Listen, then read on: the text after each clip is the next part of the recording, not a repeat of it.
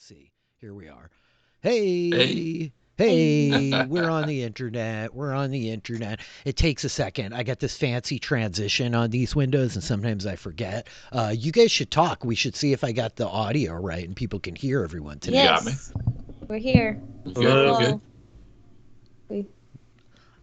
I think we All are. right. I Yay! think that they can hear you.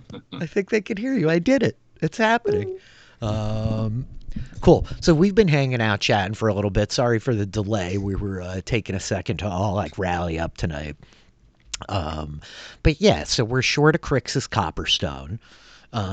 Mike, in reality, I don't want to dox the man, but hardcore library director. Yes, you can hear all our silly nonsense. Excellent, Brenna.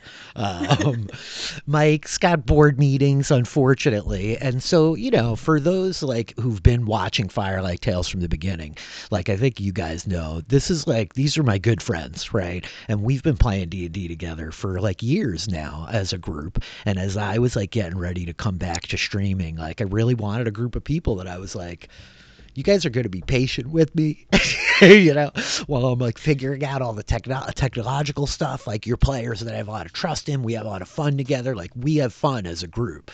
So this is like a good team. But the scheduling's a bitch, right? Like getting this particular iteration of 4 players together is challenging for us, right? Because we only can get basically Monday nights for 2 hours, right? So we have these like kind of like rapid, truncated sessions, and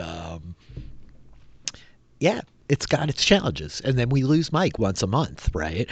John's like racing in straight out of Boy Scouts, and so I love like having you here, and I just like really appreciate you guys investing yourselves in all of this along the way. But such is the way of things, where for all of you awesome folks that have been like keeping up with the story from the beginning, like you gotta be patient. We're stretching it out. I'm not trying to like get blood from a stone per se and like really squeeze the last drop out of this thing. But yeah, we like do the best we can to line it all up. So being down at Crixus, I'm like, well, what do we do? And certainly we could like play a different game. We could do a bunch of stuff. But I know. I'm sorry, Pia. Pia's like, Rich. Adam said it to me a couple of weeks ago. He was like, man, you guys are really making us work for these Firelight Tales episodes. It's crazy. And I was like, Yeah. but so yeah, I'm not like hey, there he is, Xanatos himself. We were just talking about you, Xanatos. Purpley Crixus. Yeah, we've heard Fantastic. Crixus's impersonation of Lothar. What's Lothar's impersonation of Crixus? Ooh, I'm hungry. Ooh, do you have any candy? Ooh, I'm distracted. Oh my God, it's so scary.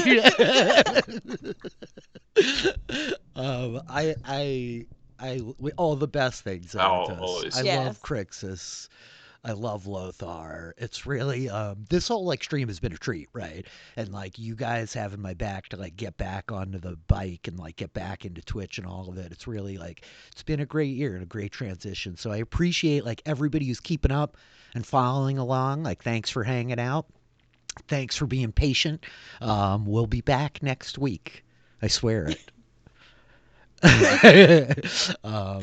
So that leaves us here tonight hanging out. And I was like, well, there's a couple of different ideas I had of stuff we could play. But in reality, it's been a few weeks since we've all like been together. We had a couple of weeks off for the holidays. Kurt just had an awesome like vacation. There were birthdays happening. There were fireworks. It's been like raining up here for freaking 20 days straight. There's like flash floods. Things have been crazy. So I just thought, let's just like hang out and let's do one of our fireside chats tonight and let's like talk a little bit and check in with like where we're at with like the campaign so far and what we're like excited about and just generally like D&D as a whole. Gosh, it's like the good old days. John's camera is tormenting me again. I love got it. It's my bandwidth issues, I favorite. think. but Yeah, no, you do. It's very interesting because I have another player who's in the southern part of the U.S. that I have like similar challenges with, and I feel like they're throttling you guys down there. I don't know what's going on. I'm gonna lower my quality on the stream Yep, and see if that you're all helps. good. But You're all good. yeah, I mean, even though you're probably not a part of it, I am in the Middleburg Facebook groups, if you can believe That's that. hilarious. That That is is hilarious. I am sitting there. Because I am not. For anybody paying attention to the chat, you dox me. I live in Middleburg, New York. It's a small town. If you want to find me, you probably can. Don't go. And But I yeah. saw like the post last night and like, the water running through downtown. Yeah, I couldn't believe it. I was like, it was crazy. Like, it was way worse than I expected it to be when I saw the pictures. yeah. And yeah, I went to the farm today, and the back, like, half of the field, like, big time flooded, yeah, right? like, Mm-hmm. not like in the field, that lower portion that's right by the creek. There's this just little part that's like tomatoes and melons and just, yep. Nice. Yeah, it's John, one of like my oldest friends. He comes up here often, and you just were here a couple of weeks ago, right before the 4th, with your crew of kids, and we had a blast. We were like camping, but I tell you what, man, it hasn't stopped raining since you left. Like, I'm just like, what is happening, man? I still like, I like my poor tent was out to dry. Good luck. That Is thing it is still like out just there? stretched. Oh, Yeah. Forget it, No. man. That thing is doomed. Oh, It's been crazy up here in upstate New York, and I know it's been like pretty bad all across the Northeast and even out west a bit. So for anybody dealing with that, good luck. My heart goes out to you. But yeah, so here we are. I got 3 out of 4 of the Titans heirs, my like dear good friends, and I just figured we would hang out. So just like touching base with you guys, like what are your thoughts so far about this adventure? Like I wrote it for 3.5.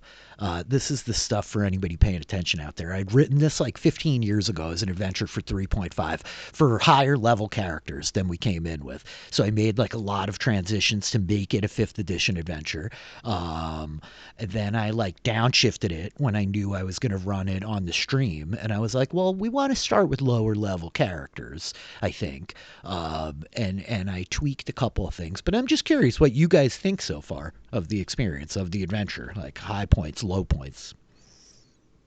It's the first time in a long time I've played in a world that I knew nothing about. And it really has been a tremendously long time since I can say that. And it's been interesting. There are things about it I've enjoyed. I mean, I know you before we really started playing, you had like a bit of a guide, and I didn't want to read the guide. I wanted to learn it as I went through it, So I didn't want to know too much. But it's been good. It's been really good. That's been the most interesting thing to me. I mean, obviously the story's been good, and it's been a great time to play with people, But I mean, for me, we've been like exclusively Forgotten Realms for a long time. Very long. That's an understatement. And I don't know. I mean, you may not have been, but I mean, we played in high school, Forgotten Realms, and then I took a long hiatus, and now I'm back. I went back to playing Forgotten Realms, and now it's the first time, really in like decades, So I don't know. Yeah, for real. I want to put a pin in that and talk about it. But I mean, you had like an interesting dynamic. Like I know Kurt had like come to 5th edition and was kind of poking around. Is the first time you played 5th edition with me, Kurt? Was that when we played together? No, I ran 5th edition before I played with you. Oh, right. Right. But like you had like discovered it well on your own. And Taylor, obviously, you found Critical Role. That was like your gateway into D&D. Is that true? That was my gateway into like real D&D. Like I started playing like a friend in high school, a friend in college was like really into it. He was like the kid that like played all the card games, like all the board games, and he was like, you guys, like you have to play this game. It's like, okay, so you make a character. So I dove in, tried to do it, ended up making a druid who like was really shy and didn't know anything. And it was the group that I played with was like the DM and me who like clearly like cared deeply about like the story parts of things. But the rest of the college boys were like, oh my gosh, like hit things, burn down the forest with elves in it, burn the village, kill the Do we use the technical term here? Is this appropriate for the technical term of murder Yes, hobos? 100%. The first session that I played of Yeah. D&D, one of the characters was like, I attack other PC. And we're like, what are you doing? Like, we're all I gonna mean- kill you. And we killed his character in the first session. He was like, what is this? Like, we started in a tavern, bro, and you just attacked the party. Like, you're gonna die. Well, that story checks out. And Kurt, for you, how did you like come across 5th edition? Well, I've been playing this on 2nd edition, like ages ago. So it's just I didn't discover 5th edition. I just was on the D&D train, and it pulled into 5th edition station.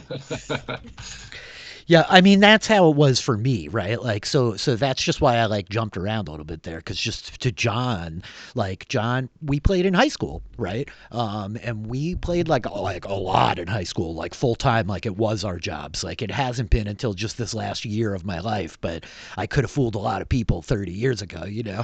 And the transition out of that, you know, everybody graduated, went off to school, and like most of us stopped playing, right? And I don't know that was like a conscious choice for a lot of us. For some it was, but it just was circumstantial, right? Like the world was smaller. You couldn't just jump online and like find people to play with. We played together because that was our group. And once the group like disbanded and broke up, like what were you going to do? Right. You know? So like I got lucky enough that I ended up like graduating from a different high school than you guys. That's a story for another day, but I met other people that I would play with before I kind of got out of school. And then even it was 2000 when 3rd edition came out, and I'll never forget the day when Mike, Crixus Copperstone himself, started handing out 3rd edition players handbooks to people for their birthdays. John's birthday, October, and I believe he gave you a copy of the 3rd edition players handbook. And we all got together, and I'll never forget it, because I'm like standing there with Mike and John and a couple of our friends, and they're like, we got to start playing 3rd edition. And I was like, you sons of bitches, like a no chance over my dead body. I just spent a decade learning how to play 2nd edition, and I am damn good at it. We know like every optional rule. We could like quote pages. Yeah. You're like, oh, what's the attack modifier, the THAC0 modifier when you're using a dagger versus chainmail, page 273, player's handbook. Like we knew it. We knew it was insane. And so I was like, how you guys want me to change systems, like burn in the abyss, you know? And then I like opened the books. It was like, oh my God, this system is incredible. You mean like I get to play an elf without level limits? You know what I mean? I was like, this is fucking wild. Yes. And I fell in love. But John, like you played 3rd edition once or twice, but like pretty much put it down there. Like you didn't play D&D from your early 20s until you like picked up 5th edition, like a solid 15, 20 years later, right? Is that about right? I don't know, it was something like that. I mean, I don't know. It was. You know, it was like 16, 17 years later. Yep. So yeah, like you had this experience where for us as like kids, you know, we were all building our own worlds and like doing our own homebrew stuff. And then we started buying more books. And like, I know, John, you played a bunch of Greyhawk.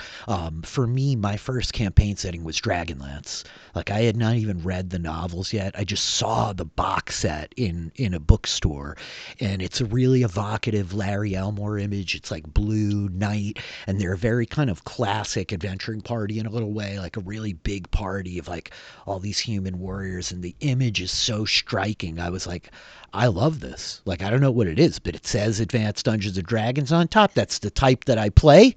2nd edition, revised. It'll work. I'm buying this. And I went home and opened it like, holy shit, there's a whole world in here, you know, like the maps, the source books. And so I played in Dragonlance a lot, but when I joined with you guys, Forgotten Realms was it, right?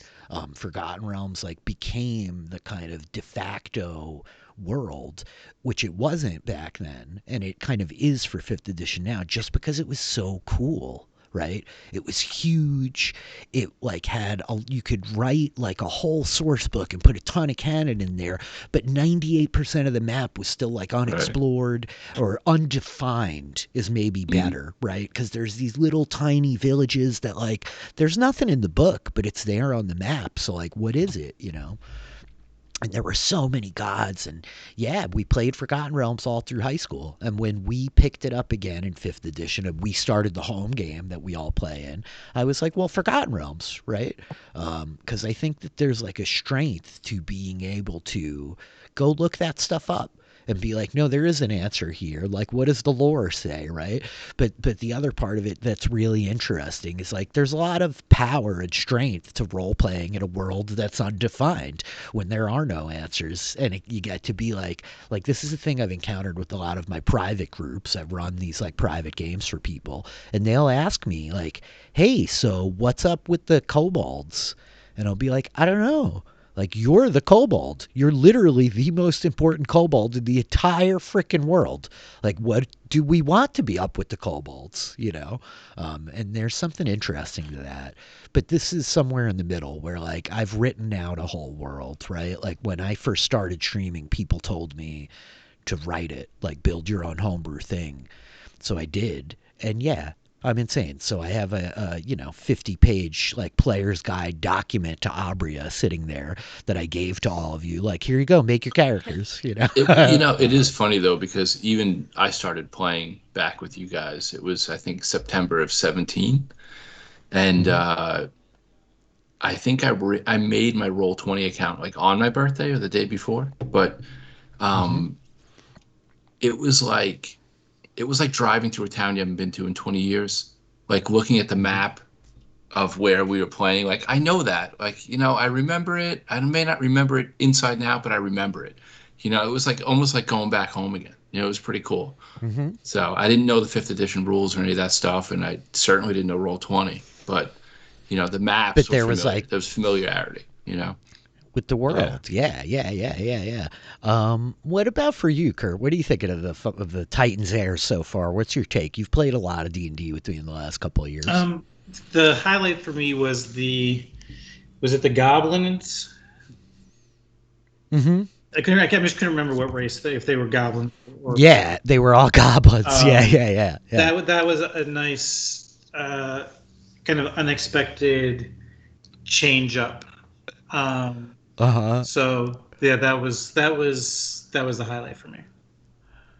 I loved that whole beat. Yeah, I mean, like, I very much wrote the adventure in with the intention in mind of like paying homage to like the old adventures where like it's overland travel, it's about resource management. I call it like this homage to the JRPGs in the 90s because like it's supposed to be that moment. I've said it a million times of like it was that whole like starting beat of like the elders like take this with you and go, like ushering you into these tunnels and like the village is burning and you have to flee into the wilderness, like away from danger into danger, like young and afraid, and then like gain your confidence and gain some power. And that's the whole hero's journey, right? Like, I'm not reinventing the wheel here, you know. But like, yeah, I definitely knew that there needed to be some like encounters with like NPCs that you role play with, right? Like, because it's so isolating and it's just the players alone for like a good stretch there. And I wrote the adventure in mind for like people to run it, not necessarily to be streamed. So I think in like if we were playing this at home, it would have gone slower even. Like, I probably would have spent a lot more time with like the okay, you're on the mountains, and like taking some real time to like dig into that. Like, who's on guard duty? Okay, you got to rest. you know, let's roll for encounters. But I was excited about the goblins. Like, I knew it was coming, and I knew there was this fun little beat. And there is this like concession about Abrea that I made pretty early on that like there's no demons like big quotes. So like, what the hell does that mean? It just means that like there's no demons in the traditional sense. There's no like demon summoning. You can't open a portal to the abyss. Like you're not gonna fight like Tanari and Batazu and stuff. But stuff like a Barghest that's a fiend is such an awesome friggin' monster, right? That like there's always room to like deploy stuff like that. And to me, like it makes them more unique, right? I wanted to like create a world where it's like, oh no, it's not like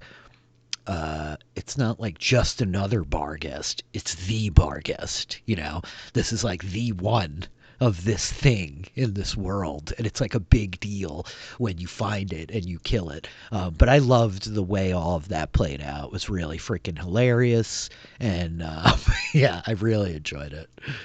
Yeah. What about you, Taylor? What are your thoughts so far of Titan's Heirs? I really like it. I think it's funny in contrast to John, you like not wanting to read the guide to go into it blind. I was like, all right, I'm going to try and read this thing cover to cover and like make a glossary for myself so that I know what's going on. And in the beginning too, when Ursula was like, I think it was in a session before we started streaming, and Ursula was like, name all the chromatic dragons right now. Oh, it definitely was before we started streaming. Because, like, I'm not that much of a jerk that I'm going to pop test you on, like, D&D lore live on stream, you know? But I also wanted you to be thinking that way, because I think you're raising an interesting point. Like, the distinction between you and John, I think, is a little bit between you and John, but also, like, it's between Eerie. You hit Yes, that. Yeah, right? I didn't want to interrupt, but that's absolutely true, right? I mean, Absolutely. Eerie's whole character was supposed to be like learned and educated, and like Ulrich came from one village to another village. Like, what would he know outside of his village? You know? Exactly. Yeah. So I had to come at it too, like thinking like Eerie has this knowledge and stuff, but it's also like it's isolated knowledge from this like isolated village, and on top of that, from a player perspective, coming in as a first-time wizard, which clearly I wouldn't say I've been struggling with, but I've been a little trigger happy with my spells and everything. But it's been interesting because it is like lower level, and the wizard in a very like survival heavy like resource management sort of situation. So that's been interesting. But I really love Eerie. I love having like her being in that situation, because it is such a interesting, like, what does the wizard do when you're stuck in the mountains? Like, oh, I'll read, like, bye. Like, and I love it because it is like, I don't know, when I look at these things, I like put them in the context of if I was like reading it as like a story or like listening to it. So it's usually always just fun and like interesting to like look at each of the individual characters and be like, oh, like Eerie in a situation versus Ulrich or Crixus in a situation. And I love the like shepherds is such a like nice comforting word. Like, and I love the like shepherds versus like the evil dynasties and that like old blood, like last of their kind sort of thing. And I think it's great, but it has been interesting to play a wizard in this sort of situation. Yeah. I think it's been like a challenge that was like put to you, like another game to be like the first game you play wizard in would be like a lot kinder. You know what I mean? This is like really brutal. Like I think about it often, how a different like and it's this very awesome thing about D&D that I think it's part of why like it's such a big deal and people love it so much, that a different combination of characters, like, man, this would be a different adventure, right? Imagine if instead of like a bard, a freaking fighter, a priest, and a wizard, it were a ranger, a druid, a rogue, and a sorcerer. Like, that's a very different game all of a sudden, right?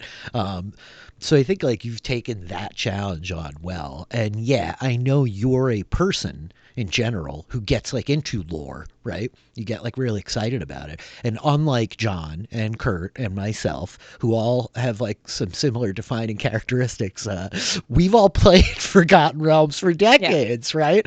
So like you had this experience in our home game where you were always like, I'm new. I don't know. Who is this god? Yeah. And I think it's really fascinating, though, to like kind of remove that dynamic from it and then to put you in the position where it's like, oh, you know the most about this thing that like none of us really know about except me, you know? So good challenge.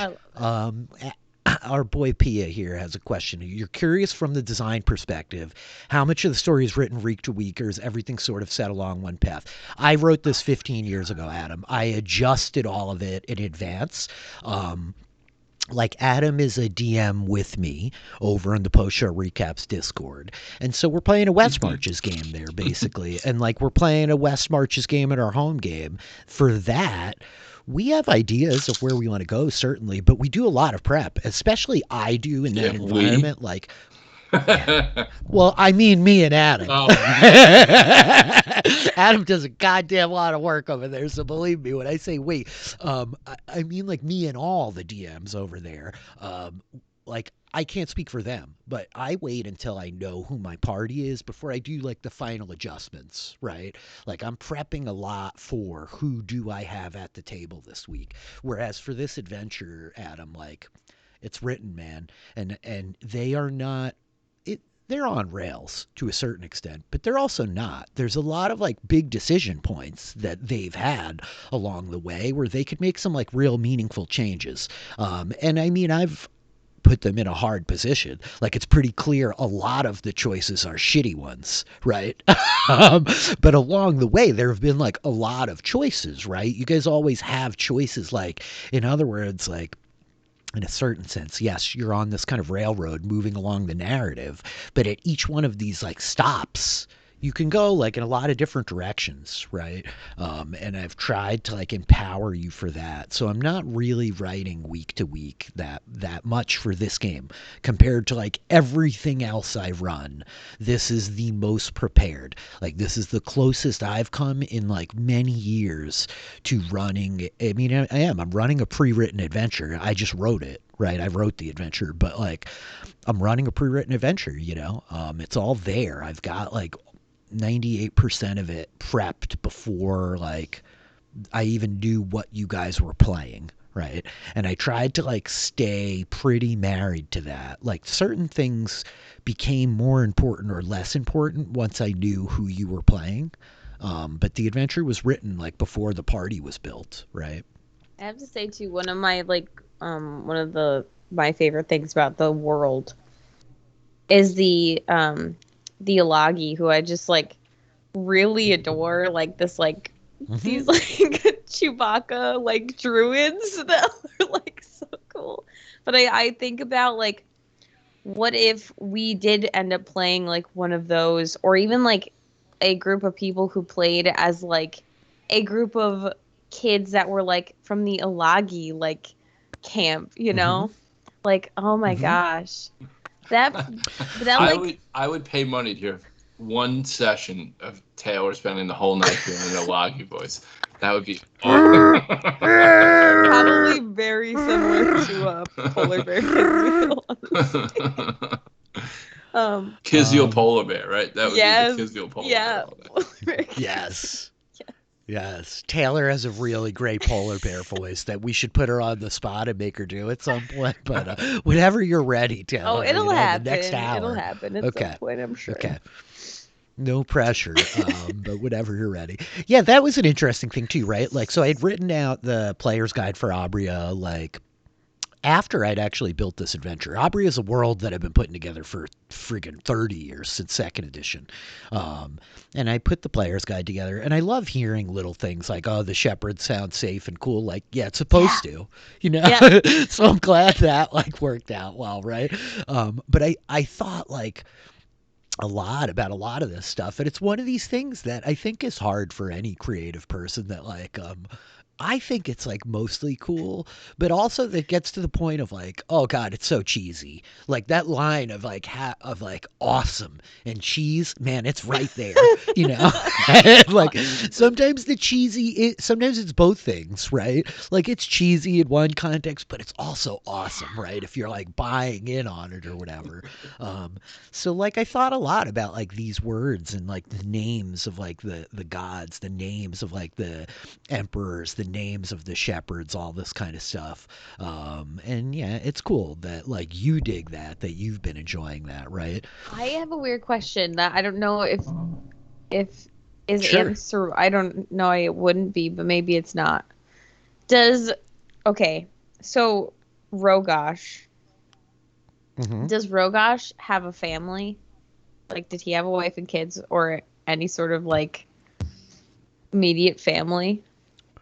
You should know that. You would know that. But he did not have a wife or a mate or any, he might have had children, but he did not have like children he was rearing or children that you were like aware of or whatever. Rogash's like whole position, there was this like, this universality of like all of the elders, like none of them had spouses or children. Okay. Right. Interesting. And like whether or not that was like an intention of like the people in the world that they ended up in those positions because of that, or they ended up without families because of the positions they were in. Right. Like that's a question maybe to be resolved in the game, right? I don't want to go too Right. deep down that rabbit hole, but like he did not have a family in that So I sense. feel like right? a like I was saying, like perspective from like, you know, the like son of Rogosh Eagle Eye or whatever. Mm-hmm. Mm-hmm. Like I think about Rogosh and Ursula a lot. Mm-hmm. They were that like Good. first that starting like stream episode with like the like, here, take these and run. Mm-hmm. Oh Mhm. my gosh. Like I was actually just talking about earlier tonight, like playing Dungeons and Dragons as somebody who is inherently like very empathetic and I can easily imagine themselves in situations, is like that's why I cry when forests burn down, and like, you know, that's why I like, you know, what was when I hear that somebody's animal companion got murdered in a session that I wasn't even in, like, you know, Mhm. if there's these big things, like, oh my gosh, like, can you imagine, like, growing up in this village with these elders that don't have kids, but have you as, like, they're like, go, like, take what I have Mhm. taught you, you young thing, and go try and survive in the wilderness. Oh my gosh. You know, It's so good. I will say though that, I mean, talking like to build on what you were talking about, Taylor, in our home game, and it trickled into this, that you single-handedly changed the dynamic of our whole game. Like we never really put that much, you know, empathy or, you know, warmness forward. It was a very like business proposition in many ways, right? I mean, we're in the business of killing and getting treasure and like rooting out evil. Yeah. That's the business. Yes. Let's get the business done. Yes. You know what I mean? Like, and we're gonna have fun at the end of it, you know? And like sometimes it gets a little crazy with the amount of empathy that gets brought in, you know, Yep. but overall it's appreciated, and it definitely changed the dynamic of the home game, which the whole party changed because of that, you know? I mean, agreed. I think Brenna is saying in here those early sessions in here were so brutal and heartbreaking, which is very like flattering to me that like anybody felt any emotion besides me. But like, and like you guys to an extent, but even still, the fact that you guys were like emotionally affected by any of that is like very flattering and like, oh, okay, this is working. And it's supposed to start hard. And man, like I realized as soon as I like kind of those first few streams, I was like, what have I done? Like this is a horrible game for me to stream. I'm like, hey, come hang out with me and my friends while we play D&D, and I make them cry. You know what I mean? Like, what am I thinking? Like, this is not like a feel good time. And like, I think we still laughed a lot, and like we have fun hanging out, and we have fun playing, and like that's really like what carries across. But It was it tough. really The whole, cracks me up. like I knew going into it when we started playing, uh, the flip side when we went to the dark side to play, and Yes. I knew Taylor was gonna have a hard time with it, Yeah. and I kind Yeah. of chuckled about it. I was like, oh yeah, it's gonna be funny. But there were points in the middle of that battle where it's like, we may kill Rogash here. You know what I Yeah. mean? Like, Yeah, that was like, yeah. oh man, we're really Ah, That gonna got kill him. intense. Yeah. Like it hit me. I was like, Yeah. oh god, this is tough. Yeah, I mean, I've talked about it with like the whole intention of Abrea for me is a lot of like inversions, and there's a lot of like tropes that we're inverting in this game of again, like the Titans Heirs. I wrote the adventure and I like presented it to you guys like the adventures of old, like a lot of like the modules we used to buy back in the day, where you would go buy a new module that TSR published. Yes, TSR before Wizards bought everything, and it would have like a new race in it, right? That like you could play because they're here in this place, right? And like so yeah, I wanted to bring forward some of this stuff in a way that like check it out, here's an adventure, and in this adventure a bunch of weird races you could play, and here are the Alagi, which are totally a thing like from Forgotten Realms, I believe originally is where they were published. That I was like, I love them from the second I like discovered them as like a 12 or 13-year-old kid, right? You have these kind of Sasquatch dudes and their hair changes and they have a little bit of magic and a little druid stuff happening, and like they're really smart, but like they're also really like, oh fuck all this civilization stuff. They're like this awesome primal kind of peoples, right? This tribal people, this really like cool culture. They're humanoid, but they're not that humanoid, man. You want to play a Yeti? Like playing a laggy, And then like the ogre mages, like for people who hang around here at DM Philly, like I love ogres, right? I love like a lot of the ideas, the mythology around ogres. Once they were like beautiful and awesome, then they were cursed and cast down, and like the magic and the stupidity and like why are they like that? A lot of the evil races in D&D traditionally, why are they like that? Because like some god shit on them, you know what I mean? Like along the way. That's one thing that's another thing that I like love and appreciate about this is like I'm definitely the type of person that goes into a video game and is like, oh man, like these weird races look really cool, but I think I'm gonna play it safe and do like an elf or like something that looks like, because like aesthetic based, like anyone who knows me knows that I spend hours in character creation and it's ridiculous. Mm-hmm. Indeed you do.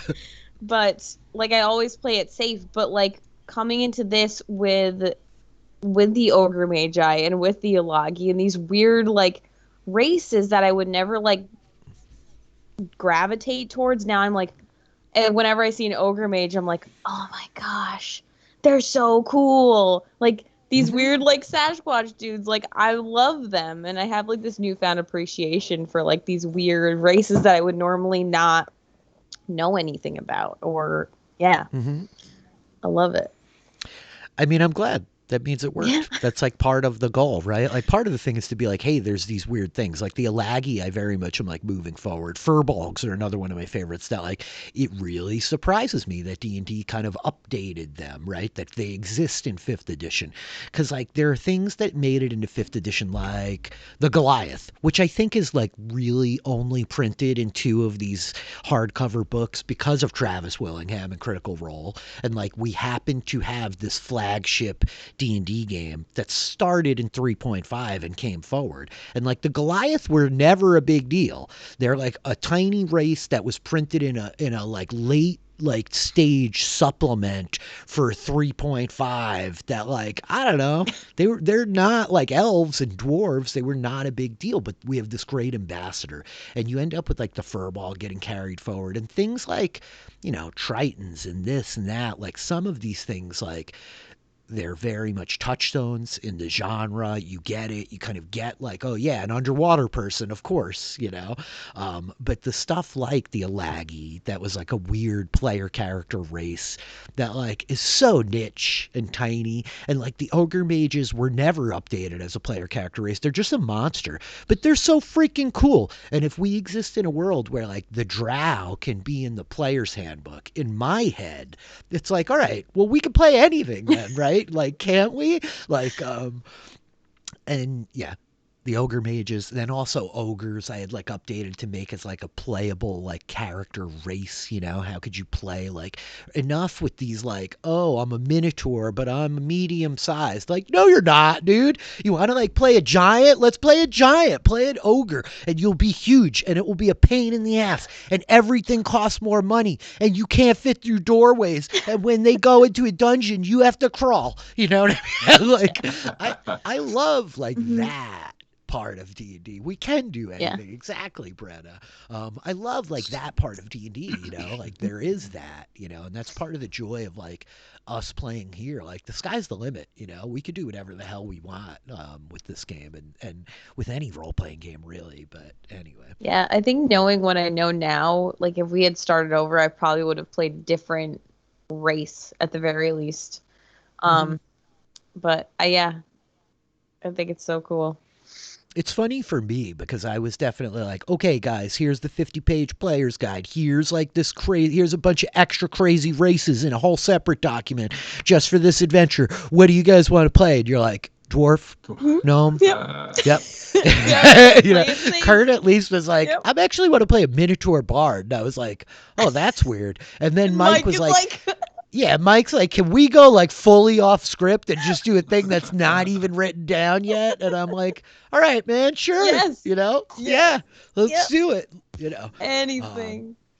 Which like Mike's whole thing was like the Earth Genasi, you know, and I wrote about it a lot, but it's one of these things where like, I actually heard somebody talking about this in World of Warcraft terms the other day, which may not translate to any of you guys, but for the sake of it, like in World of Warcraft, the undead are a character race you could play in the Horde, but they're all freaking human, right? And I had somebody be like, I would be way more into the undead if I could be a dwarf undead or like an elf undead, and so to that end, you have these races in D&D that are half this. I am half elven is the most common one, right? But the Aasimar are half celestial. The tieflings are half demonic or fiendish, right? The genasi are half elemental. So like, what about the other half? Like only humans are like universally translatable? Is that what we're saying? You know what I mean? Like what about like a half dwarf earth genasi?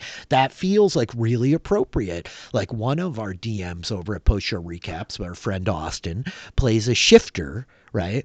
But like, he's a halfling shifter. Now, he just has all the base, like, racial characteristics of a shifter, but instead of being, like, a human kind of lycanthrope, he's a halfling lycanthrope. He can, like, and I love those little things.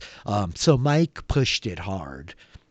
Because Mike knows me, and Mike's been playing D&D with me for 30 years, and we've had a lot of people over that 30 years say, like, nope, no, absolutely not. And he was like, can I do this crazy thing? And I'm like, yeah. And he was like, wait, what? His eyes like wide.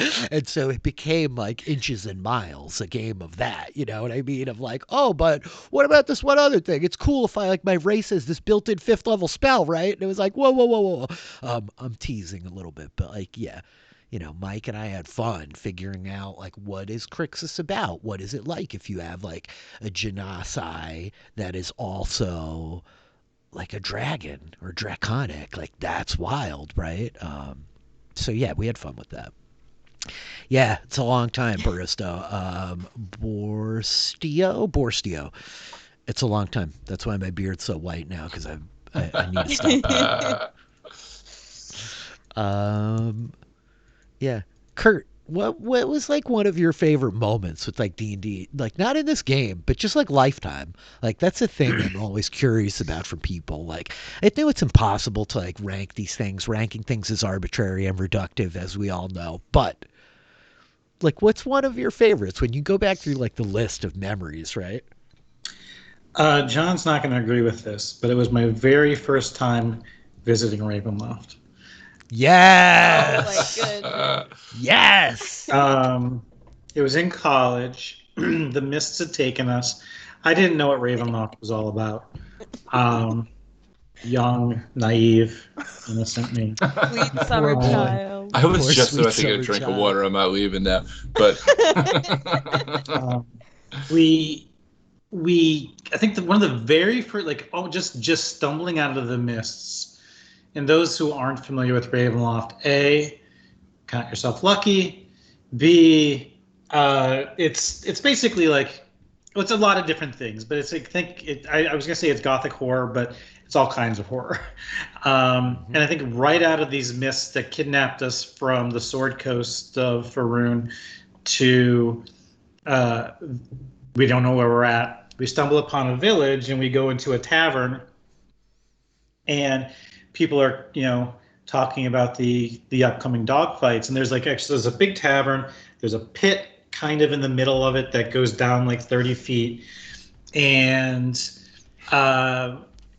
so everyone in the tavern is excited about the upcoming dog fights. And so like my character, I was playing if I remember correctly, my very first second edition D&D character was Quimby, a joy dancer of the goddess Lyra, a goddess of dance and song, who could not do damage when they attacked. It was against their ethos, so that was a fun character. But so Quimby's at the bar ordering a drink, and the ranger in our group, he says, I want to go up to the pit and see if I can kind of get an idea, looking at the dogs, will I have a good sense of like which dog's going to come out on top, and so we're all kind of doing different stuff in this tavern, and then the dogs are led into the pit, and then the chained up humans are led into the pit, and then everybody in the tavern starts howling, and we're like, oh crap. Like it just hit us that what we were in the middle of, and like it was a full moon outside, and that was just that moment where we kind of realized what kind of situation we were in was just sticks with me to this day. Man. I love it, dude. How old were you vaguely when that happened, you Oh think? no, that would have been like 19 or 20. Yep. Yeah. It's so rad. Like some of those, that's part of, why I think people get so into the game. Because I think all of us have some of those moments early on where like you're playing and it's fun and like you're having fun. You're already in, right? Like it's not necessarily your first session. You've been playing for a little while. But there's this point where like something unfolds, an encounter like that, where like slowly the pieces start falling into place and the gears start turning, and you're like, I know what's happening here. And like there's just such a level of like realization and surprise and like all the kind of like tension and the anxiety and the euphoria that comes with that, right? That like cannot be replicated with like video games, with board games, with anything else, right? Other than like this crazy thing that we do of like improvisational role playing, right? And like these situations that we paint and create together in like a gaming group, like it's awesome. That's awesome. I love it. They all start like barking, and you're like, "Wait, what?" Oh my gosh! The like slow realization dawning on you. I think our rangers started howling along with the people in the tavern, Yeah, so like just to try to fit in. yeah, yeah, yeah. It's fantastic, dude. I freaking love it. I have a lot of favorite moments in D&D, and amazingly, none of them are in Ravenloft, I don't think.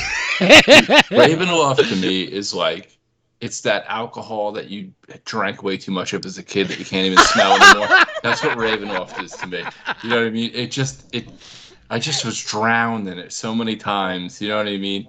I just can't stomach it anymore. It's good in like real short spurts. Like we have our traditional Halloween, you know, Hmm. Yeah. and that's really cool. But man, to be thrust into that with no end in sight, it was just over and over. Once was good enough for me. So yeah, this is another one where like Taylor, your only experience with Ravenloft is like with me, right? Is Yeah. whatever I've like presented to you. And so for me, like John's saying it a little bit, but again, John and I like go back to when we were kids. So we played when we were young together.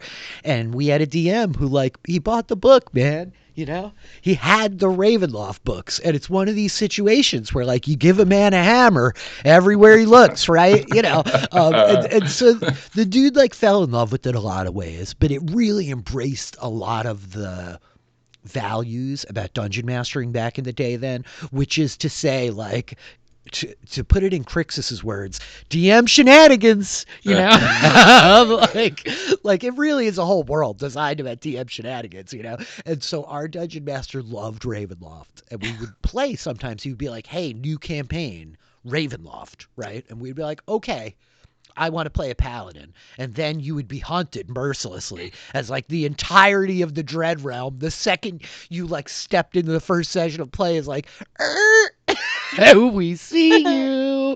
But like really what would happen is we would be like, let's play Dragonlance campaign, and we would get hyped and make Dragonlance characters and start the first session, and then the mist would appear and swallow us, and we would be like, bullshit. That's where I think Mike got it. That's probably the first time he said it. DM shenanigans.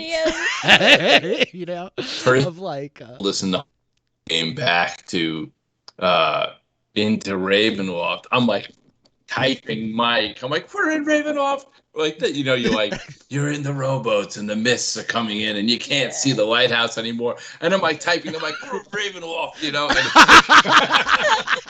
he's like, no, are we? I'm like, I'm telling you, we are in Ravenloft. Yeah. Yeah, so like Ravenloft, for anybody who doesn't know, yeah, Kurt was like talking about it, right? But it's the realm of gothic horror, right? It's like I think this very fascinating D&D campaign world where the mist is like everything. The mist is sentient. It's like City of Mist in certain ways, Taylor, but it's much more like nefarious, right? It does not do good things for you. It's just horrible, you know? And it's got like an active purpose. It traps you in there. If you're evil enough, it's like, hey, come here. Hey, you want a kingdom to rule? Awesome. Here's your kingdom. Oh no, you can never leave it. Ever. But when we first started playing as kids, it was that environment where everybody was out against you. Like everybody was against you. And then you go into Ravenloft and it just got amplified like 10 times where they're not just trying to rob you. They're all trying to kill you. You know what I mean? It was torture you. It was like terror, like you were saying. It's like playing the NPCs with the murder hobos, but the whole world is murder hobos. You know what I mean? Like, you know, that's what it was. It was a lot. It was a lot. So Right. Well, for us, it was like interesting, right? Because we picked up and we started playing our home game in like 2017, and we're doing this West Marches game in Cormier. And yeah, the first fall came rolling around, and Kurt and I had become like really good friends at this point, and we were playing a lot. And I knew he loved Ravenloft, and I knew my boys from back in the day, John and the Mike, freaking hated it. And I knew that like there were people who just had no clue and were brand new to D&D, right? And so as we rolled into the fall that first year, it was like, oh yeah, this is pretty obvious what we need to do here, you know. And I definitely had them in rowboats, and they got lost in the mist, and like I knew it would be a cue for John and Mike specifically. I think like, the word is trigger, not cue. Yeah, that's correct. I knew it would be a trigger for John and Mike instead of the mist. And it was really a great session. That first session that you guys went back to Ravenloft in 5th edition was wild. But so then we got to last fall. We got to last fall, and I went to do it again, and I got really carried away. And I definitely, the like trip to Ravenloft ended up taking us like 2 months to get out, you know, and it was one night. It was just one night. They were like all trapped in Ravenloft for one night, and we're playing like a West Marches game, so our players were accustomed to like every week we get together, we do the adventure. By the end of the like 4 hours, everybody's pretty much done. It's a new adventure next week. And for the first time, Yeah, Xanatos, one of the players at our home game. But Longest man, night. Elric, longest night ever. It took us like 2 months to get out of there. They like had to fight the Dreadlord. At one point, they went to like engage a fight on a castle, and I did that like really rookie DM thing where I'm like, okay, you're 1,000 feet away. What do you want to do? And everybody's like, well, I guess I move and then use my action to dash. And we went through like 10 rounds of just me shooting shit at you while you ran at a wall and like spells going off. And Mike got disintegrated. I mean, Yes. what a scene. It was a great and I was Ravenloft. cursed. I remember vividly coming out of that session and looking at Matt and being like, I'm a werewolf now. I am like, are you fucking serious? I was so mad. But so I'm looking through my notes. And so I did some hairy stuff with that last journey into Ravenloft, but so Taylor's in the notes, sure. Yes, I'm in the notes. But no, it's just funny because, yeah, October 30th, and the next session, the top of the page says, still in Ravenloft in capital letters. Yeah, so it turned into a real disaster where Mike's character failed his saving throw against disintegration, and it was cast by like the Dreadlord of the realm. So he was just you mean obliterated. Dad? Yeah. And then I did a whole nother thing. Oh, that's a whole nother dynamic. I did do a whole nother thing because I'm like, how do you do horror, right? These people are all grown-ups. They're jaded. They're cynical. I can't do anything scarier than what's happening in the real world outside, but I know how to torment my D&D players, and that's going to be with familial relationships and like a lot of actual like psychology. And let's hold on. I need a PSR for the people you play with who might be watching tonight. Write a very closed backstory. Okay, this is my advice to you. Because when you leave room for Rich to go absolutely bonkers with your backstory, like I played an Aasimar cleric, and I had this crazy backstory where I had no idea who my father was, and it turns out Dreadlord and Ravenloft. You know what I mean? That's so good. Well, it was very fast. But it turns out, but the upside is that we found out our characters were like half brothers or something. Yes. Well, yeah, that's it too. You want to be perfect. You want to start a campaign. Oh my God, right? He made us half brothers. You know what I mean? I mean, just to like talk through the mechanics there. So Kurt made his character first. His character's Tobias Thornhill, and he was raised by halflings. He's a human man raised by halflings, and he was orphaned, right? This was a fundamental part of the backstory. He didn't know who his real parents were. He didn't particularly care. His real parents were the halfling parents, as far as he was concerned, right? But he became a paladin of Kelmvor, who in Forgotten Realms, Kelmvor is the Lord of the Dead. This is the guy who rules the realms of dead people, right? Then John shows up 4 months later, and is like, I want to play an ASMR. And he has this crazy story about his mother is a priest of Cyric that lived in a cave and was murdered. That John's character did this thing that he felt led to his mother's murder, and he ended up becoming a priest of Jurgal, who was once the most important god of the dead, but now serves Kelmvor as the scribe, the keeper of the names of all those who die. So now I got these two guys who have become friends playing D&D with each other, and they both have these nebulous fucking parents happening, and one of them is like tormented by Ravenloft, and the other one looks forward to it every year, right? And so like I know we're going, and I came up with the most convoluted of convoluted backstories, whereby fundamentally the parents of Tobias Thornhill, Kurt's character, they like gave birth to this child, and the mother like ditched out and abandoned his wizard father to like stash the kid away, and the wizard father is like, what the fuck, you took my kid, this is fucked up. But ultimately the like mother ended up being the same as like Sunar's mother, John's character, and she had like been basically wooed by an angel of Jurgal to like start like serving Jurgal in her actions without realizing she was doing it. And so she like gives this oath of kind of fealty to him, and this angel of Jurgal shows up and kills the like powerful wizard that is the parent of Tobias. And they actually kill each other in this like titanic battle, right? This like crazy fucking wizard and this badass angel of death are like fighting each other, and they both die, and the mother fucking gets killed because trauma, and they all get sucked up into Ravenloft, where like this horrible love triangle is like playing out over like eternity. You know what I mean? Like, the deal is basically that the wizard was the dreadlord, and the angel was like, oh, I can help you kill that guy. Sure, let's do it. So they showed up in Ravenloft, and this fucking angel of death is like, oh, hey, Sunar, I'm your dad. And they're like, what the fuck? And he's like, yeah, come on, I'll come. You can come meet your mom. And they're like, all right. Then they meet the ghost of both their mothers, who's like, oh, you're both my children. And they're like, this is a little bit fucked up, dude. And then the wizard shows up and is like, my son. And he's looking at Kurt like, my child, you stole him from me. And now they're just like, dude, this is the most fucked up thing that's ever happened in my life. I think that was the funniest part of the whole thing, though, is we got the reveal and everybody was like, what? Can we get out the whiteboard for a second? Yeah, like it was like a whole like, moment of like wait, genealogy to like track it, you know. And I just was talking about this with the other DMs at Post Show Recaps the other day, because we were talking about using players' characters' backstories as DMs. Well, I can imagine your opinion on this subject.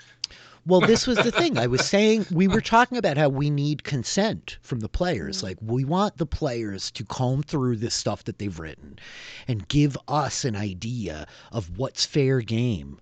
Like, what is it okay for us to use, and what's really precious to you here? Because part of what I learned from that whole experience is like, I don't want to speak for you guys. Like, please, you know, you're both here, but there were parts of that experience that I think you both enjoyed, and parts of it that you were like, yeah, I don't love this. You know, this is not like my favorite, and it's cool. Like, I'm your friend, so you're cool with me, right? Like, there was no like bad blood or any actual fight, but part of it was like, dude, I wasn't looking to play this today. You know, this is a little too much. And so having that like clarity as a dungeon master to know like, what am I able to play with here? Like, what's in the box, right? What's inbound? What's in the box is really powerful. Yeah, really. That was wild. I really enjoyed that whole session. It was fantastic. And yeah, 3 of the players came back cursed with lycanthropy as werewolves. And they were like, okay, we cast remove curse. And I'm like, yeah, that shit doesn't work. You guys got infected in Ravenloft, man. You're fucked. You know? Oh my gosh, like, what a nightmare. Yeah, I love it. I had a lot of fun with that. It's funny, like, going kind of back to like our favorite like D&D moments. I think that like, yeah, like, you know, Kurt, like, yours is like Ravenloft, right? And like, it's kind of like, it's almost like the bad stuff is almost like my favorite. Oh, definitely.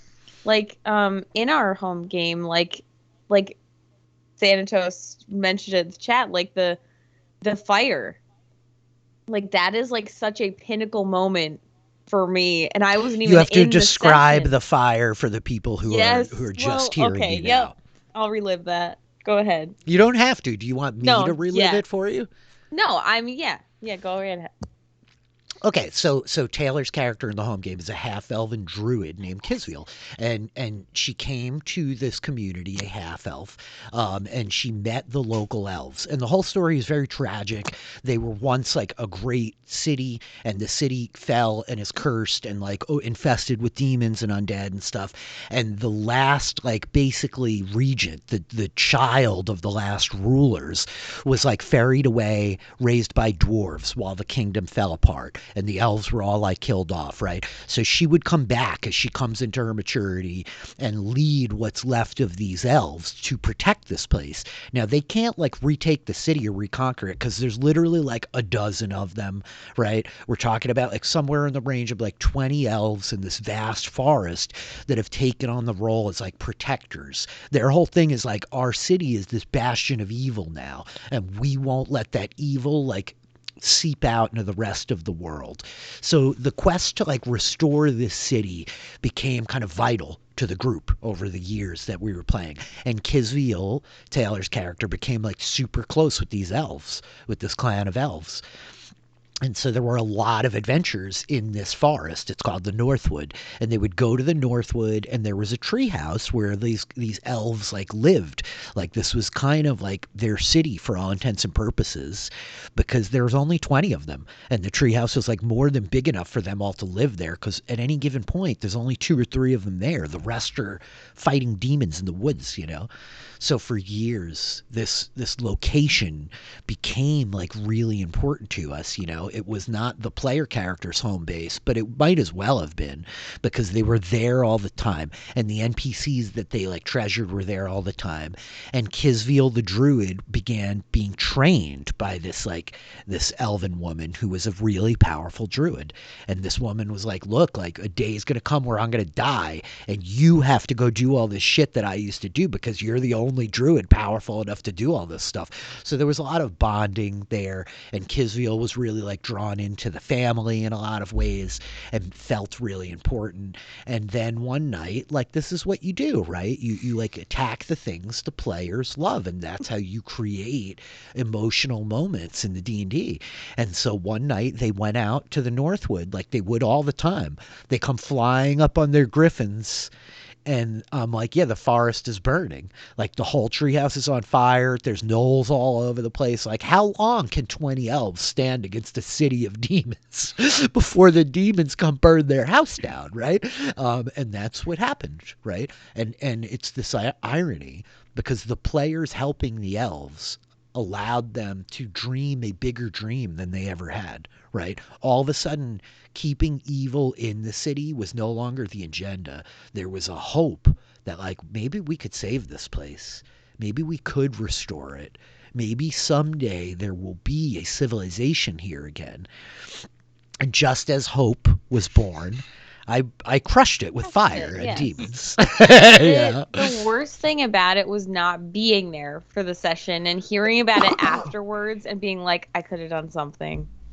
Like, I could have done something. I mean, everybody felt they could have done something. There were really powerful characters there, right? You had really powerful NPCs, not to mention the rest of your group who were all powerful. Now, Kisviel's like a really high-level druid, and her being there would have changed the circumstances. But it wouldn't have, because it was overwhelming odds. The place was already pretty much doomed. The elves are all saved. Well, I think one of them died, and Sunar brought him back to life, I believe. That might have been that very night, which is like a really big deal. But anyway, that was a great moment. Well, it was for the our moment campaign. The day after, when I was just like, I think I was like out with Matt or something, and we were just walking around, and I looked at my phone. I see, and like, posted Rich an update, has posted right? in Forgotten Realms, and I was like, or was it the gifts that we were posting during the session that you were viewing remotely on Discord? I was so scared. I like didn't want to know what was coming, but at the same time I was like, and then that first line, like, fire in the forest, and I looked at Matt and I was like, I had to like stop and like read it, and I was like, oh my god, the treehouse, and he was like, what are you talking about? Like, oh my god. I had to like take a second. I was so upset. Oh but my you God. would say in retrospect that's one of your favorite moments, Yes. huh? Was like, what is it about it? Was it clearly like isn't the moment of discovering these people that you love have been attacked? Was it just the like realization that like you have that much investment? Like, Yes. what was it? Yeah. Like, and it, like, I get consistently made fun of it by literally everybody in my life. But yeah, like, get on the bus, man. Decades but, worth of humiliation for this game right here, homegirl. Oh yeah, I feel you. Yeah. But like, I love that there is like this little corner that I am so invested in, where I'm this fucking like badass druid, and I care about the like. I am so. This world exists to me in which I need to like stop my day in reality, stupid reality, to be like, oh my gosh, like the like home that my character has found is gone. hope has dwindled. My goddess has abandoned me. Like, all this just crazy shit. And like, I think it's so cool. And like, that's what I've loved about stories since I was a kid, is to like be a part of these random books and like things that you can just dive into. It was a big moment for me too. I mean, I've had a lot of those types of moments over the years, because I think the difference in like what Kurt's talking about is like his experience that night in Ravenloft that he'll never forget. It's like this dawning realization, all the pieces coming together, the like recognition of like, wait, now I actually understand what this story is about. It's so cool. Now I'm so psyched for it. Yep. And what you're talking about is more about that, like, gosh, there's a group of people that have come together to like invest in this thing and like match my enthusiasm. And between all of us, we've built something tangible. Because I've had so many beats like that over the years where I'm like, we're doing it. Like, we are doing it, together, this group of like random individuals, none of us maybe are trained writers or performers. None of us like went out into the world to like be creative in that way, right? We're not working in Hollywood. We're not about to like publish a Marvel movie here or whatever. But like, we together have told this like story with like powerful emotions in it, right? And we're all like sharing this experience together, and it's like a transcendent thing, man. It's that like singularly human experience compared to all the other animals in the world, that like through stories we're able to like create empathy and like bond and teach and like revisit and remember, and like all this really powerful shit that we do with like this giant muscle in our heads, that is like very like singular to us as a species in the world, and yeah, it's powerful. Yeah. It's a really powerful moment. It right? is that like, you're doing it, Peter, you're doing it moment where like, and I were like weird like memory that I have from being a kid is reading this random English textbook, and this writer it was this little blurb just on the side of the page, and it was all about staying young and like that imagination. And when I found D&D, I was like, oh, okay, this is how I do it for the rest of my life. Like, this is how I stay. Like, I read books and I play Dungeons and Dragons. Like, that. I mean, listen, I'm with you on that one, right? Yeah. I definitely, not going to turn you guys into my therapist to talk about my Peter Pan complex tonight, but there's a lot of that, right? I think that like when we talk about D&D is creative, and most of us don't have creative jobs, right? So getting to tap into that creativity is really empowering. That's this message I get a lot from these people that I'm like bringing into D&D for the first time. It's that part of it, right? Like, we all were creative when we were kids, right? You don't have that fear built in yet. That's like, it's a responsive fear, right? You're afraid that like, oh, I don't know, so I'm not going to say because I'm going to sound stupid, or I might fail, so I'm not going to try because I might embarrass myself and like look dumb, or like, oh no, my ideas aren't original, my ideas are like crappy, so I'm not going to like make up this thing and like share my ideas with anybody, right? When you're a kid, you don't know all that shit yet. So you can make believe with the best of them. You can like take a pair of rocks and use them like action figures to talk to each other while you adventure in the field behind your house, right? Yeah, I don't know. So somebody who I will not even try to attribute it, but somebody over at Post Show Recaps the other day said, all of this stuff is make-believe, but that doesn't make it any less real, And it's like, yeah, like that's it. That's the like juxtaposition that makes this shit so cool to me, Yeah. John, we've played a ton of D&D over the years. What's one of your favorite moments? Oh man. Just I mean, I know you got a ton. Like, I have so many, dude. Like, here, you ready? This is like a story I told on the podcast that I do at Post Show Recaps in the first episode, because it's like very specific to me, and I might have like talked about it here on this stream, but like my first ever exposure to Dungeons and Dragons was before I had any clue, when I was a little kid and I saw the cartoon, which I think is airing on the Wizards of the Coast stream like on they're Friday. Streaming it, yeah. So go check that out if you've never seen it, just to get your head around it. But now, like, I know Dungeons and Dragons is a thing, but now I'm an 11-year-old kid, 10-year-old kid, and I'm at my best friend's house, and his older brother is John. And John comes home from having just played D&D with his friends all night, and he's like telling us him and his brother shared a room. So I'm sleeping over, I'm in the room with the two brothers, and John starts telling us this story, and the story was something to the extent of, yeah, well, one of the players, like, yada yada, murder hoboed, insert murder hobo activity here. And we ended up having to flee from the city. And the guards are chasing us, you know? So we're on horseback racing out of this city. Already, 11-year-old me, like, I'm transfixed. What do you mean? You're on horseback? Like, yeah, we're on horseback. I'm like, holy shit. What are you talking about, dude? You were just in the town right over there. Like, they drive cars over there still, right? You know? And so, like, they're running. The players are running from a legion of city guards chasing them. And they're making checks to see if the horses can outrun the guards and failing. He's like, and John tells us, so I had to shed weight. And he's like, I started going into the saddlebags and just started fucking throwing shit out of the saddlebags, right? So I'm throwing like my pots and pans. I got a mess kit. I throw the grappling hook. I'm throwing the rope. He's like, but I had a flail. And then there's a whole conversation about a flail and a mace. Do you know what a flail is? I'm like, no, what's a flail? It's a thing. It's on a chain. It's on the end of a handle. No, that's a mace. No, actually, that's a flail. A mace is just this. John's like giving us the lessons, you know?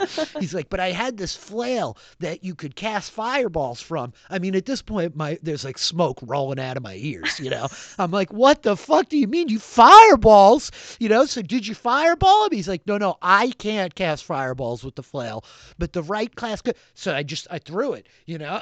And I'm like, just this very like simple thing of like a bunch of characters fleeing on horses, making checks, and like throwing all their equipment out of the saddlebags to like get away.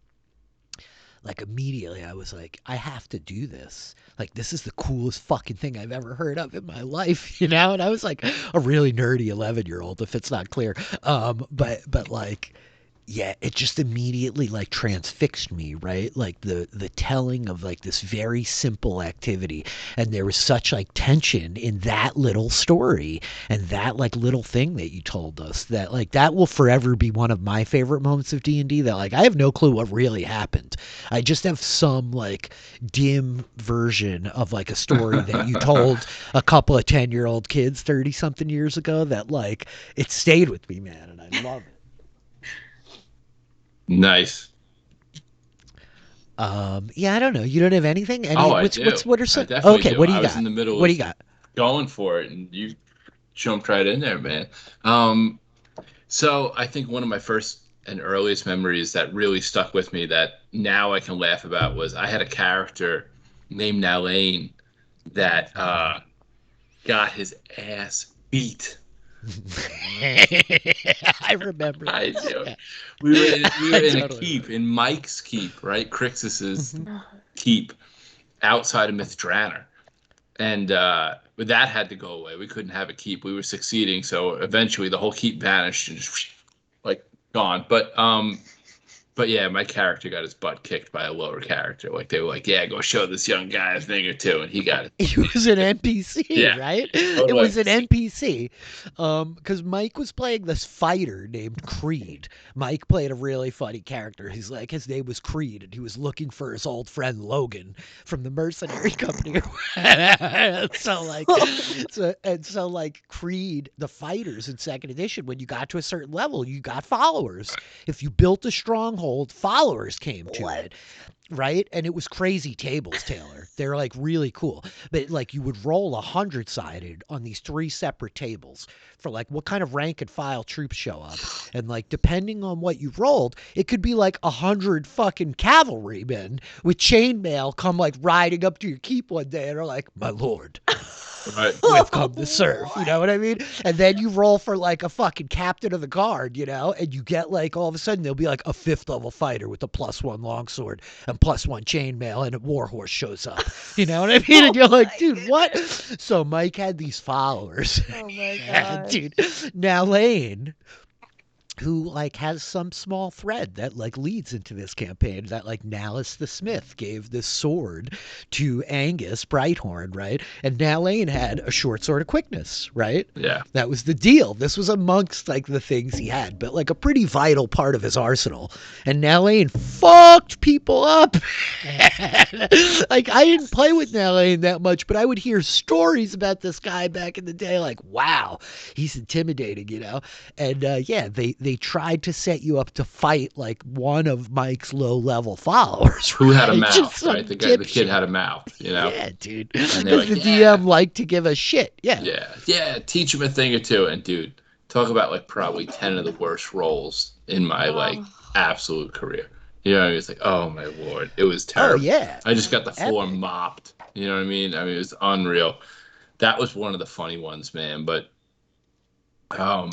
yeah, there were a lot of that. The whole Githyanki campaign from back in the day, you know, that was Oh, like, no, talk about that. oh Talk my about goodness, man. I remember more about playing with you guys than I do about the actual campaign. You know what I mean? But it was like a whole giant quest.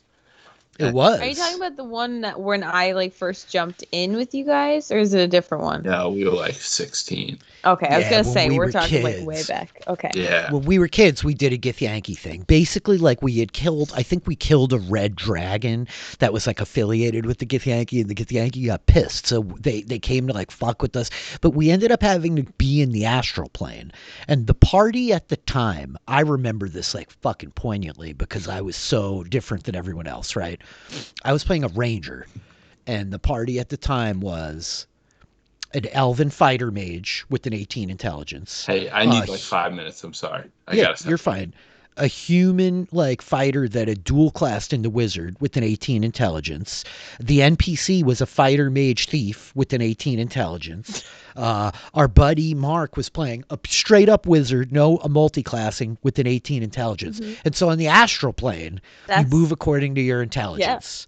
Your movement speed is 10 times your intelligence score. So these guys are going at 180 feet per round, and I'm here with my ranger with this fucking 9 intelligence, and they were just like boom, and like I'm the frontline guy, you know. I'm the dude with swords. Like they're all fucking wizards, man. Every one of them has magic missiles and fireballs, lightning bolts. They got flesh to stone and finger of death, and I'm like, well, I've got swords, you know. Like, and so it came to a point that they just tied a rope to me and dragged me through the astral plane. I just was so humiliated, you know. They just like towed me along through the astral plane for years. I'm looking at the crazy like fighter thing now. I would love to like do one of these ones where I actually like put some like stuff together and have some pictures where we like talk about some old school stuff, and I could like bring some of this stuff up on screen because some of it really is just like it's remarkable, you know, the weirdness of it or whatever. Yeah. Yeah. I have to tell this one story because I feel like I can't Sure, talk about please D&D do. without talking about Miss Dahlia Shea. Yes, I was going to ask about characters. So please. Yes. So I've mentioned it before, her character sheet is up on my wall, but Dahlia was like the first like real character that I played who was like at the time very out of my comfort zone. And for those of you who have read Mistborn and Sanderson, I made a character who is a mixture of Kelsier and Vin, this very like dark, broody, like roguish character, mixed with a roguish character who was like the witty, like funny one. And I like mushed them together to make Dahlia. But I had no idea what Mistborn was at the time. So this is like this beautiful like thing that happened over time. But anyway, Dahlia was this mysterious. She didn't know who her parents were. I wanted to leave that very out in the open. And my boyfriend at the time, my ex, was our dungeon master. And so we had been playing I'm playing with him, his really good friends, and our friend from college. And Dahlia is like has become the main character of the campaign only because Mm-hmm. all of them changed characters nearly every session. So there was Mm-hmm. no backstory to anybody else. But and we've talked about this, Rich, because the DM, like we talked to you about it this session where we had to go rescue somebody in this like classic like bandit keep, right? Mm-hmm. We go to the bandit keep. We're fighting bandit captain after bandit captain. We're in a tiny room where we had advantage on them because we were flanking, but they had advantage on us as well. We were completely surrounded. We'd kill one. I'm like uncanny dodging every turn, and my character was the only one to make it out alive. And it Mm-hmm. was I mean, it is the closest to a TPK that I've ever experienced, but it sticks out in my brain just the weight of it and like the frustration of like how is there more of these guys in here, Mm-hmm. and like Mm-hmm. you're looking at the map online and it's just like the same thing, like oh good, you killed one, there's another one, and the paladin's down, the wizard's down, like, and the only reason I'm alive is because of uncanny dodge and like evasion and shit, right? Mm-hmm. So Mm-hmm. oh my gosh, so I remember stressful. very specifically you coming into work the day after that and being like, our party got TPK'd last night. And I was like, holy shit. And you were like, well, not really. I got out alive. Yeah. And I was like, Jesus, what were you guys fighting? And you were like, bandit captains. And I was just like, what the fuck? What happened, man? But yeah, I very specifically remember that. Yeah. It was very, very, very funny. Yeah. I'm looking at the fighter follower table right here. It's the coolest thing ever, man. Like roll, it's not really. Some of the other follower tables are better, but roll a D100, 1 through 40, a 5th level fighter with plate mail, a shield, and a battle axe +2. That's badass. But then if you roll a 96 through 99, you get a 7th level fighter with plate mail +1, a shield +1, a broadsword +2, and a heavy warhorse with horseshoes of speed. This dude is Horseshoes the of fucking speed? man. Yeah. What? Old D&D, 5th edition D&D does not want you to have magic items. You know, Wow. 2nd edition D&D is like, you best have some fucking magic items by the time you're 7th level, or you're gonna die. You know, Jeez. that's like just for your captain, basically. But there's just such like crazy stuff on these tables, man. More D100 tables, Wizard. More random tables. Please. Anyway, Oh That's my awesome. goodness. yeah, we can like get towards wrapping it up. Is there anything that you guys just want to talk about as far as like D&D goes? Just things in terms of like you're recounting like this campaign, these characters, our home game. Any kind of thoughts you guys have? 5th edition, old editions.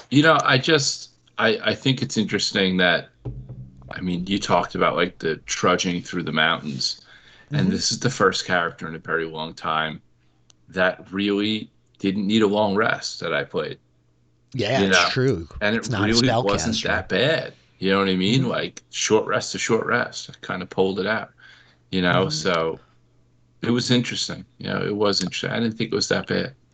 There's optional rules for resting because like 5th edition is very much action hero adventure, right? We're superheroes, kind of. We're not the kind of D&D heroes of back in the day from 2nd edition. You sleep for 8 hours, you get all your hit points back. Like, back then you would have to sleep for a fucking month to come back, get 100 hit points back. Like, you got your constitution modifier in hit points each day. Right. Like, what do you have? You have an 18 con? Awesome. You got 4.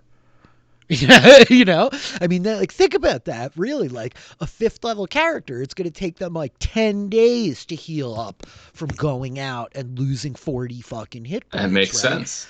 And that's a 5th level character who's a dwarf with an 18 constitution. Like, he's healing fast, man. And it does make sense. It lends like weight to it, right? There's something that gets lost there. So there's optional rules. And I thought so hard about like applying them because I felt like they would give us a greater sense of time the like weight of time on this game. But also I'm like, yo, you guys haven't been playing these characters for a long time, right? It's going to be for a stream. It's not about capturing the reality of like creating a real simulator for wilderness exploration. It's about like telling a cool story. And so like let's just like stick to the standards. But yeah, it's really interesting. When you don't need that long rest, it's a whole different ballgame. But it's interesting too, though. I mean, you talk about the optional rules and the second edition stuff, but I mean to think like, a dragon hit you with a breath weapon and like you were burned to within like an inch of death. Yeah, and like, yeah. You go to sleep at the inn and wake up the next morning. Man, that was rough. I feel good now. It's really true. It's really true. Yeah. Kurt, you've been quiet for a minute. You got any thoughts? Nope. Nothing, huh? Nothing big you want to like visit or touch down on. You love 5th edition. What's your general like 5th edition versus like your other experiences? Like yay or nay? You don't need to like rank it, but what are your general thoughts like on a scale of scalelessness? I always like the current edition. So you do. Yeah. I mean, I was lucky enough to not have anybody to play with when 4th edition came out, so I can safely say that. Good. That's really healthy. I'm glad. I'm sad for you for those years, but those years are past us now. So I'm glad that that's not one that you hold affection for. You're really great like this, where you're good at being like, no, this is cool. I like D&D as it is. I don't dislike 5th by any means, but I realize like I'm an old grognard who's constantly like, well, back in the day, 5th edition fucked it all up but once. What about you, Taylor? Like general thoughts. You obviously have only played 5th edition. I don't need to hear about old stuff. I know. But just like your general thoughts. You talk about D&D all the time. I talk about D&D whenever I get the chance, even when people don't want to listen to me talk about D&D. But like I know. Hysterical. I love the characters. I love that I have a character sheet on my wall. I love that I have a stash of notebooks that I can go back to and relive memories. I love the little things about, like, as I've created characters over the years and played with so many, like, people at this point. Like, I love watching people enjoy themselves and, like, get into character and, like, the distinctive like differences and like what makes somebody love playing, whether it's playing like a dwarf, like who doesn't love to see like a classic like Gimli or like a Legolas. Like I just love seeing people have fun, and I love that this is an avenue that brings a 24-year-old to become best friends with like you guys, you know what I mean? And like all these people, like push of recaps and like everybody that I played with in college, like it is such a vast thing that like, and like humans can connect with, like, and connect with other people through it. And I just love it. And I just think it's awesome.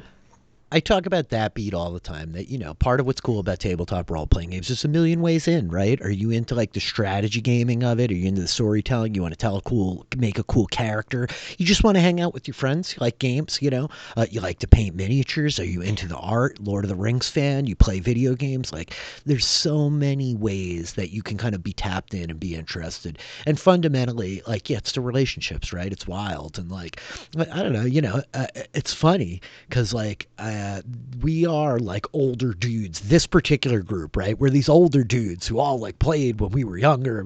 We're like of an age, and you are not like the others, as like this young woman, right? But that is the joke of like, I've become friends with like so many people through this. Like at the age that I am now, at the place that I am in the world, like you bring me out to a social dynamic. I'm at a wedding, or like you want to take me to a bar or something like that. Like, yeah, right. Like I can't talk to people in those environments. I do all right, I'm being a little hyperbolic, but like the easiest way for me to connect with people and develop meaningful relationships is like sit them at the table with me and let's like throw some dice, you know. Yeah. Let's like play D&D together. I'll play like any role-playing game with you, but let's play D&D together and like get a basis for like who we are. And I know pretty quick, like, oh yeah, you're fantastic. Like you're a person I love, or you're a person that like, yeah, I'm cool with. I'm fine with you. But it's really powerful. It's like a great like touchstone to be able to like bind all these relationships, you know. So cool. Thank you guys for hanging out with me tonight and talking about D&D while we take the week and wait for Mike. We shall return on Monday, the 19th. Is that correct? Today is the 12th? Yeah, that's correct. Yeah. We'll return on Monday, the 19th at 9 p.m. Eastern, at 6 p.m. Pacific. There will be 4 players. They will play the Titans Heirs, and we will proceed with Firelight Tales Titans Heirs. I've been thinking a lot about like what the next adventure is. We have a lot of ideas. I got something out there that involves you, Xanatos. So don't be a stranger. I'm going to hit you up pretty soon. Yeah, if anybody has any like thoughts, we've been talking about like maybe taking our home game or some iteration of it and putting it out here to like play these high level characters we're invested in. I've been talking about doing more stuff in Abrea because that's fun. I've been talking about maybe even like running a published module, which is a thing I haven't done in 5th edition because in my mind I'm always like, well, I shouldn't run the published stuff because maybe somebody will run it for me. But I get to play D&D now, so it's fine. I don't need to hold out anymore. I could theoretically. So let us know what you guys are thinking out there. Anybody who's keeping up. You Firelight Tales fans, like what's the next Firelight Tales story as Titans Heirs winds up? And you're all sitting there like, come on, we want to actually see Firelight Tales before like you're talking about the next thing, you freaking idiot. But it's a thought that is in my mind all the time. You're ready to see me as a player on this stream, Pia. I know a guy, so I may have to get in touch with that guy to see about that. I've been thinking a lot about that, Adam. It's funny that you mention it. Brenna, Adam, Xanatos, everybody hanging out there, but especially Brenna, Adam, and Xanatos. Thank you guys very much. Holy cow. Sirens outside. You folks have like been here hanging out since the beginning, and you're here every week, and you tell me all the time how into Firelight Tales you are and how much you love Lothar. And so I can't like thank you enough to like have you guys here with us while we're on our little adventure. Like it's just fun to know that you're out there like paying attention and like keeping along. That's great news to hear, Xanatos. So as we wind down, John, you want to promote anything? BSA? Oh yeah, you know me. Yeah.